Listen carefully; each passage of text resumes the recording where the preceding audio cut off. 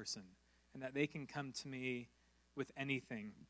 Practically speaking, the way that we're going to protect them practically, like day-to-day, kind of common sense life group language, is speaking into things, even if you don't feel like you've earned the necessary right to do it. If you hear a kid talking about, I drove 95 miles an hour down Wade Hampton Boulevard, isn't that so cool? Bradley Stevens. But didn't you know I was a safe person when you came to me and you said, hey, I got this ticket, what do I do? My bad, 75. Like, practically speaking, a good shepherd will put the arm around the neck and say, hey, I care about you. And I saw what you posted on Snapchat, or I heard how you were joking with these people. Man, can I ask you to reconsider? And here's why. Can I just give you my 2 cents? And they might not be thrilled you're doing this, but I promise you they're listening. And I promise you they're going to consider your words. So not only do we protect spiritually, we just protect practically speaking, right? We need to partner with mom and dad, and we need to let them know, I'm going to speak into your life. Whether it's something that, right, like a good friend tells another friend when you have broccoli in your teeth. Like, we do that with our kids. Whether it's something minor, like, hey, you're always cutting people off in life group. I just want to let you know, like, we're going to work on that this year. We're going to be a better listener. I mean, fill in the blank. So we protect that way. We do protect because we are mandatory reporters. So a shepherd knows when to come to Tim or when to come to Dawson and say, hey, I think this is bigger than me just speaking into their life. I think this has to go up the food chain. And we are the front line with some of these kids with their safety on what's going on at home. I think we only have 1 or 2 cases a year. I mean, this is very, very small. But you also, as a shepherd, need to have your radar up about what is a really big deal and needs your attention ASAP. Are there any questions in this room? And I know we cover it, Heather, I feel like once in our training, and then like if you did it 10 years ago, like it could get foggy. I mean, I've even been thinking, do we have a time where we just get a refresher on child safety stuff and when to, ask good questions of the who, what, when, and how, and all that stuff. But is there any questions as far as mandatory reporting? That'd come to me, yeah. And then if it's too big for me, I go to Ferguson. Yes, sir. I think it's anything where we know they're unsafe, and they're unsafe now. And I'm scared for them to go home now, kind of thing. I think the Spirit will give you that little piercing in your heart to know this is bigger than just keeping it between us two.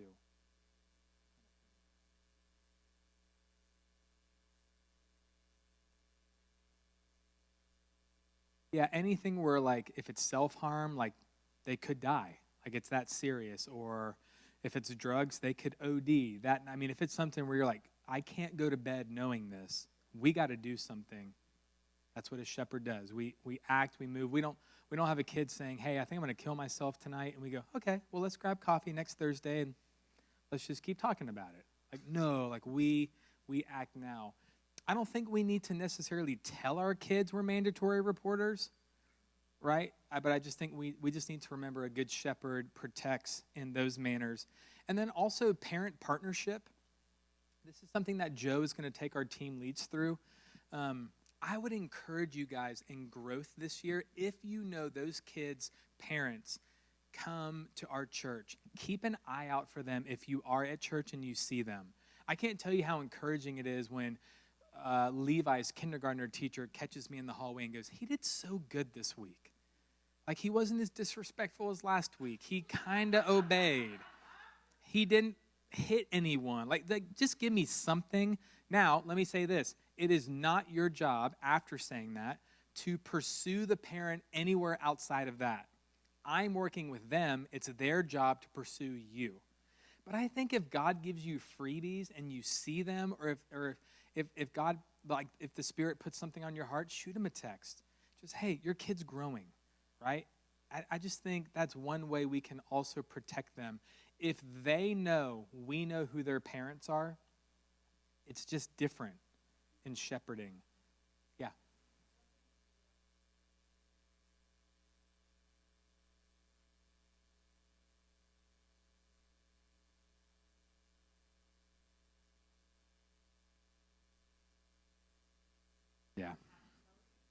It's different strokes for different folks. I'd rather that kid hate me as a 14-year-old and love me as a 25-year-old. I'm with you. My style is I just don't. If they ask, we tell the truth, right? We're not going to lie to them. But I think if they're right, I want to empower you. So I want to empower you and let you know, do your thing. I don't think there's a step-by-step thing. Yeah.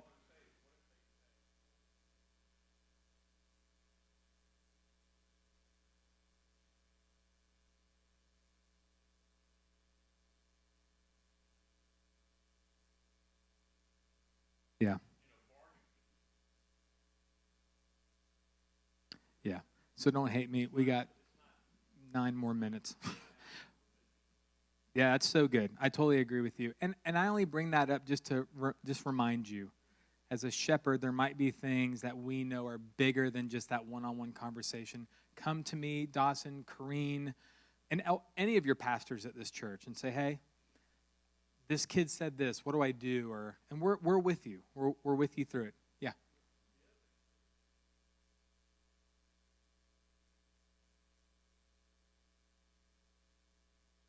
Yep.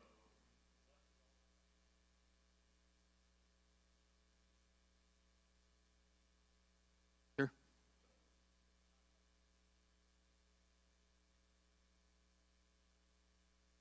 Good. We'll come back on this because I can tell this is hit somewhere, so I might make that a part of our training when we meet with Anna. A good shepherd provides. A good shepherd provides. Number one, you can go to the next slide. Provides. A good shepherd is going to provide time and energy. So I know you guys know this. I just think we need to come into this school year and make this a priority on Sunday nights. One of the things I'm trying to grow in as a leader is I used to say, I don't care if you hit accept or decline, just hit something, and you can put whatever you want in that box. I think it came from good intentions. I think what I wanted to do was help you see that we have 6 years ahead of us. Like, things are going to come up. But after the last couple years, I just want to call us to really hit decline when it's something that's not like, I'll see things like, it's my next door neighbor's birthday party. I'm like, okay, all right, I guess that can take priority. Or I'm saying you can put whatever you want in that box. I'm just saying a good shepherd provides their time and their energy. The kids are going to know if they're a priority and if they're not a priority. And they're going to know that by how many times you're there and how many times you're not there. And if we are a no-show grow youth group, the best way that you are going to prove your no-show grow is with your time and your energy. So I think that's something that a good shepherd will provide. Number 2, a good shepherd provides their ears.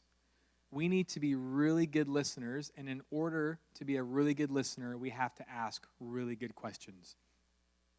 So something I want to encourage you with is for this year, if you as the adults are doing more talking than the students, we're doing it wrong.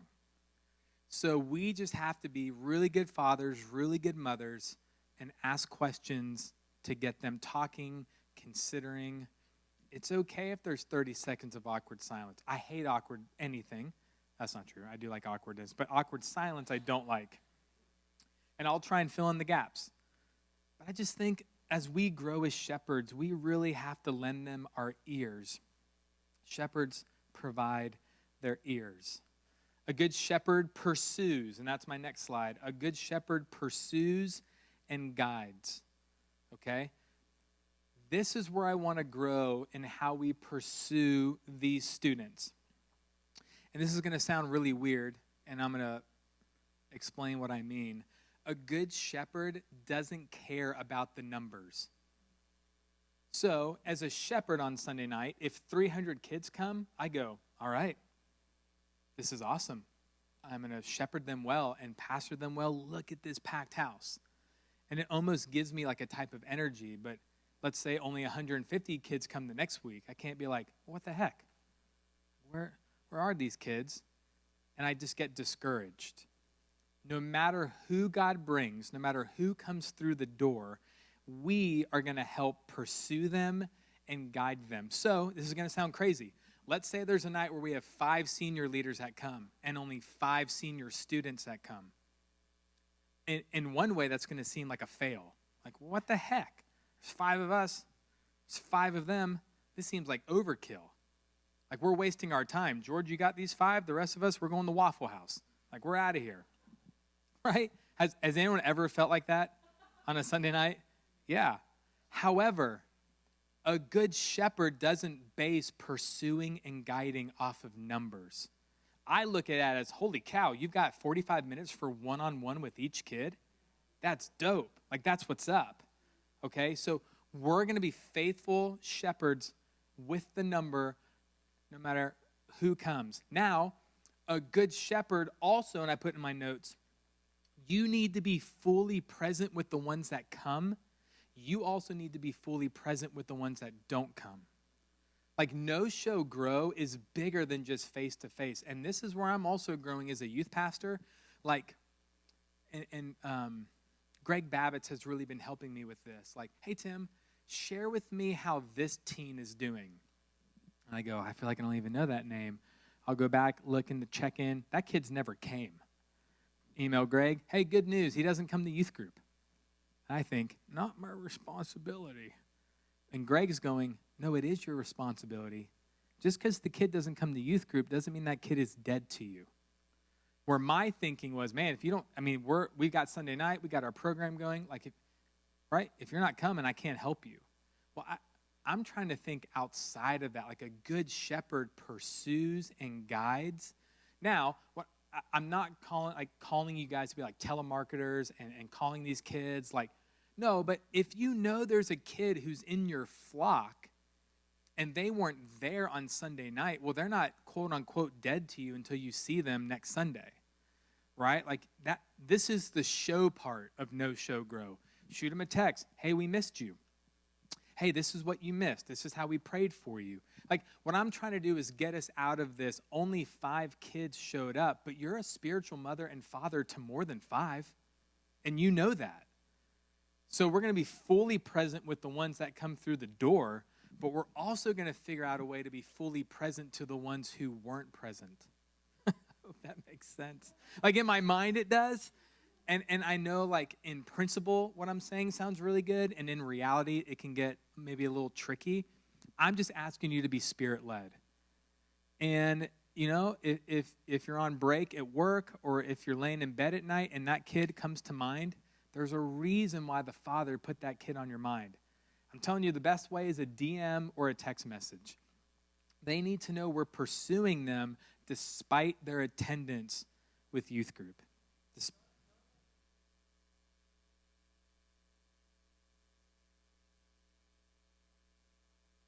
Oh, you're exactly right. So those were like, when I was sitting down with the Lord, those were the main things I thought we can just continue to grow in as shepherds. And so I'm just calling you guys to this: protect, provide, and guide. Like that, 3 words, they kind of rhyme. This is Tim language. Protect. We are protectors, okay?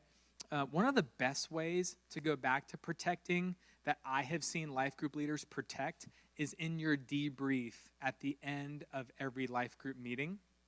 Your team leads will be the ones to get that going. But I can't tell you how many times I have been able to protect kids in a multitude of counsel where there's wisdom. Like, hey, guys, I just had this one-on-one. You guys can come in. Hey, guys, I just had this one-on-one conversation. I need to let you guys know. Oh, my goodness, I had a conversation with that kid last week. What did he say? Okay, well, now we're getting on the same page, right? So we're not silos.